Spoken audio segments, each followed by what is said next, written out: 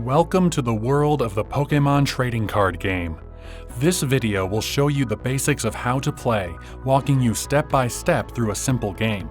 In the Pokemon TCG, you face off against one opponent using your Pokemon to battle theirs. When one Pokemon is defeated, the winner takes one of their prize cards. Whoever takes all of their prize cards first wins. You can also win by knocking out all of your opponent's Pokemon in play, even if you still have prize cards left. And finally, if a player has no cards in their deck at the start of their turn, they lose the game. There are three types of cards in the Pokemon TCG: Pokemon, Trainers, and Energy cards. Pokemon come in up to three stages: Basic, Stage 1, and Stage 2. Basic Pokemon are the starting stage that then evolve into Stage 1 Pokemon, who can then evolve into Stage 2. Trainer cards come in four varieties: Supporters, Items, Stadiums, and Tools. And finally, there are two types of energies: Basic Energies and Special Energies. To play, each player must have a deck of exactly 60 cards, no more, no less. A deck can only have up to 4 copies of a card with the same name, even if they're from different sets or have different pictures. Basic Energy cards are the only exception. You can have as many of those in your deck as you want, as long as your deck stays at 60 cards total. To walk you through the basics, we'll watch a game between two players and show you each step. Note that in this video, our players are using special 30-card starter decks designed for teaching beginners the basics of the game. Check out your local Pokemon League and see if they have any that you can use to try out the game for yourself. To start the game, both players shuffle their decks. There's a lot of shuffling involved in this game, so you'll want to make sure you practice. Whenever you shuffle your deck, always offer it to your opponent for them to cut. This ensures that everyone is playing fair. Flip a coin to decide who goes first. Now, you'll often find players who use special dice instead of coins. If this is the case, remember that even numbers count as heads and odd numbers count as tails. Whoever wins the coin toss decides who goes first. The player who goes first cannot play any supporter cards or attack on their first turn, so keep that in mind when making your choice. If a coin toss or dice roll falls off the table, ignore the result and flip again. One of the key parts of the Pokemon trading card game is good sportsmanship, so be sure to greet your opponent with a handshake or fist bump and wish them good luck. To set up the game, draw 7 cards from the top of your deck to form your starting hand. Make sure you have at least one basic Pokemon to put into the active spot. The active spot is the place for the Pokemon you're currently battling with. Behind that is the bench, which is where you can have up to 5 Pokemon in reserve. If you don't have any basic Pokemon in your starting hand, like player 2 here, you take what's called a mulligan. Show your hand to your opponent, then shuffle the cards back into your deck and draw a new hand. Every time you take a mulligan, your opponent will get to draw an extra card, unless you both mulligan at the same time, in which case no one draws any extra cards. Once you have a hand with basic Pokemon, choose one to place face down in the active spot. Place any other basic Pokemon you have face down on the bench. Once you have your starting Pokemon in place, take cards from the top of your deck and place them face down on the opposite side of the field. These are your prize cards. Now, in a normal game with 60-card decks, you place 6 prize cards. But since we're seeing a game with 30-card starter decks, they're only placing 3 prize cards.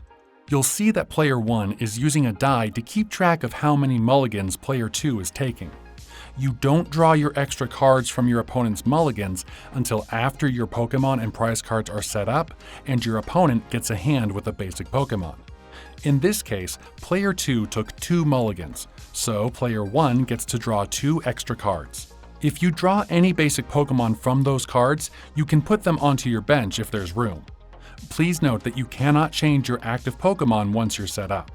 Alright, it's time to play the game. Both players flip over their Pokemon in play. From now on, anytime you play a Pokemon, you'll place it face up. Now, you'll see that our players' active Pokemon look pretty different from their benched Pokemon. That's because these are special cards called Pokemon V. These are especially powerful Pokemon with stronger attacks and more hit points, or HP. In fact, these cards have a special rule box on them that says if you knock it out, you get to take 2 prize cards instead of 1. Be sure to look at your cards carefully to see if they have one of these special rule boxes. But hold on, you may be saying. Greninja and Lucario are evolved Pokemon. How can they be played at the start? Well, another thing that makes these Pokemon V cards so strong is that in the card game, they actually are basic Pokemon. Pretty crazy, right? Back to the game. Player 1 is going first. To start your turn, you always draw a card from your deck and put it into your hand. Next, you can do any of the following in any order you want. Play basic Pokemon onto your bench, attach an energy card, and play trainer cards.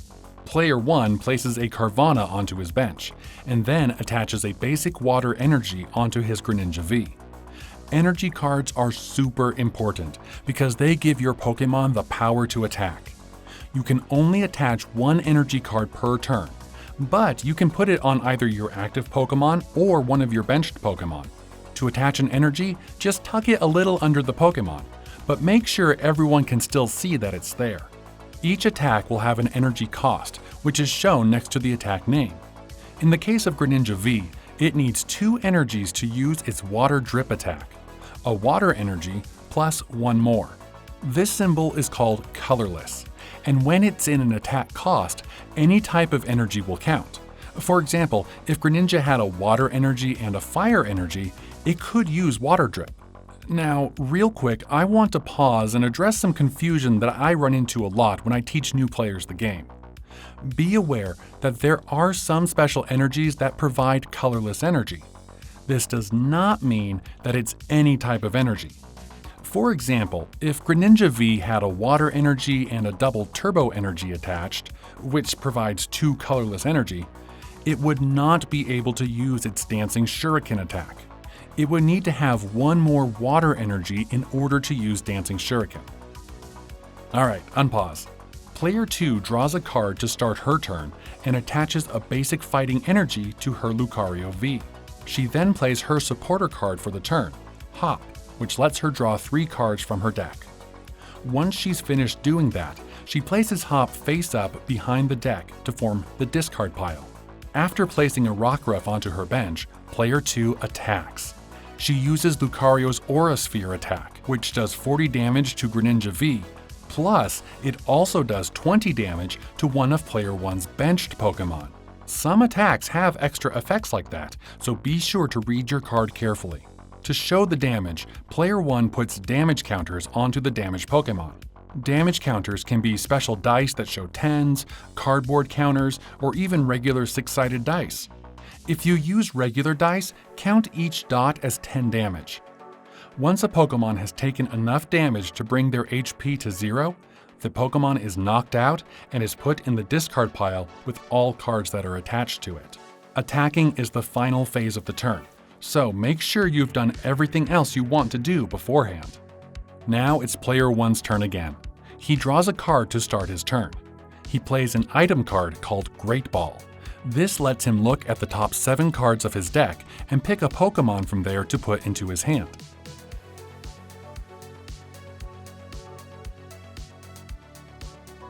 But you'll notice that even though he sees an Inteleon, he decides to not take it, and instead shuffle all 7 cards back into the deck. An unwritten rule of the game is that the deck is not public knowledge, so you are allowed to fail any deck search that's looking for a specific type of card, even if technically that card is in the deck.